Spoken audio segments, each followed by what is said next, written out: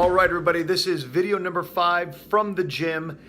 It's a debrief video I'm doing here as a wrap-up from our Uncompromised Coaches Gym call earlier today. If you want to know more information about the gym, just go to my website, ronrenaud.com, and you'll find out some more information. Okay, so we had 3 big takeaways today from our call, and they are as follows. First of all, if you've spent any amount of time with me, you know I've gone on and on about getting a really clear agenda. Coaching is not happening unless you know what the hell you're doing. Coach and client, you're conspiring together. We're going after this, or I want to understand more about myself in this way, or I want to sort of unpack my feelings and know what the hell's going on with me around this particular issue. So, that said, that's fine agenda. But, of course, it's not always that easy because our clients start talking and they tell this story and they go on, and at some point you got to kind of weed through all that stuff and go, okay, wait. What are we actually doing today? So the client today in the call was began cycling around a second time talking about the same things. And when I gave feedback to the coach, I said, did you hear that? When they start, because she wanted to know, when do I interrupt? I wanted to let her talk, and I wanted to let her sort of sort through some things, and she was thinking out loud, which all those things are true.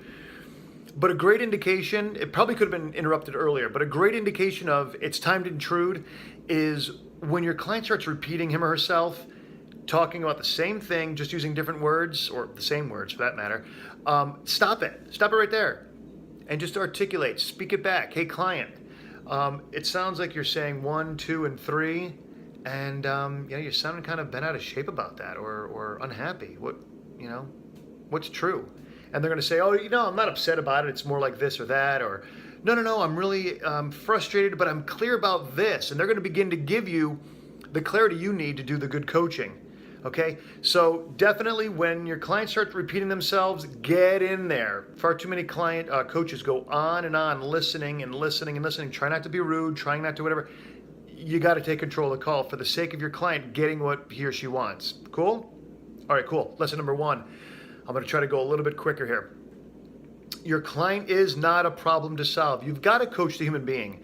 Your clients are going to come with problems, absolutely. And you don't want to discourage them from seeing that. Yeah, I got challenges, problems, issues, whatever you want to call them. They need to go from point A to point B. And that's the problem that they've not been able to solve. There's no issue whatsoever with naming it for what it is. However, if you problem solve, so to speak, by just going directly to the challenge, going right directly to the issue, to the problem, that's when you're going to create chaos, and it's just going to be hard work, and it's going to be ineffective, and you might sneak by with getting the client to do a couple things, but you're not creating long time or lasting change. That's really what they're in the coaching for. So I'm going to use as an example, let's say your client comes to you and says, hey, I really, I want to be a better father. That's great.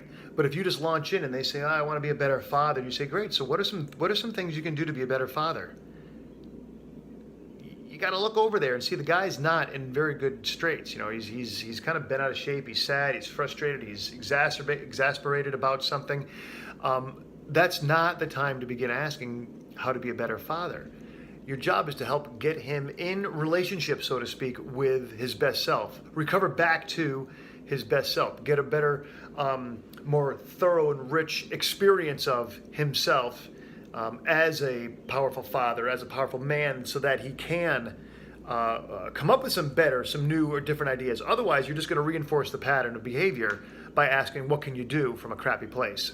All right, 3, if your client talks fast, okay, so if your client talks fast and slow, I know I can get going. And anybody who talks really fast has been told, you got to slow down. And if that's the case, man, it's like starting a conversation with somebody by insulting them first.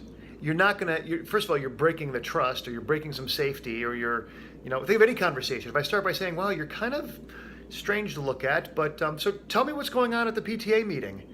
You have no interest in discussing with me any further.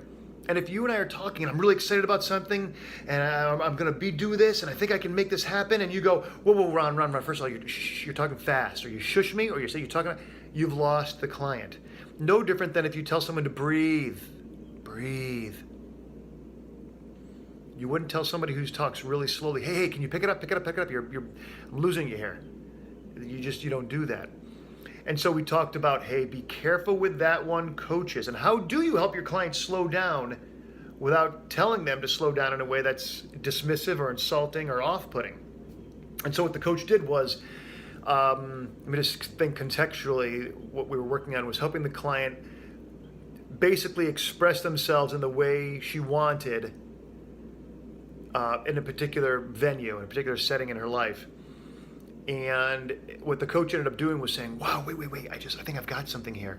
And by him doing that, he slowed the coaching down and then said, what's going on right here as you talk about X, Y, and Z? And the client slowed down and was able to go, oh, this is what's happening, and this is what I'm recognizing. And everything slowed down, and the client was able to more powerfully experience what she was talking about, right? Rather than, well, I'm not going to go rather than. You get the point? All right. Questions, comments below, and we can keep this conversation going. And I'm not too sure what else to say except for peace. Don't compromise. All right.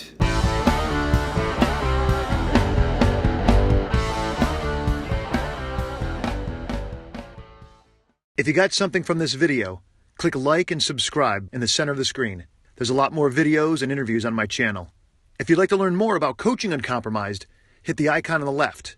If you'd like to see some more videos on living uncompromised, tap the icon on the right. If you have any questions, comments, or if you want me to cover any other topic, just write me below.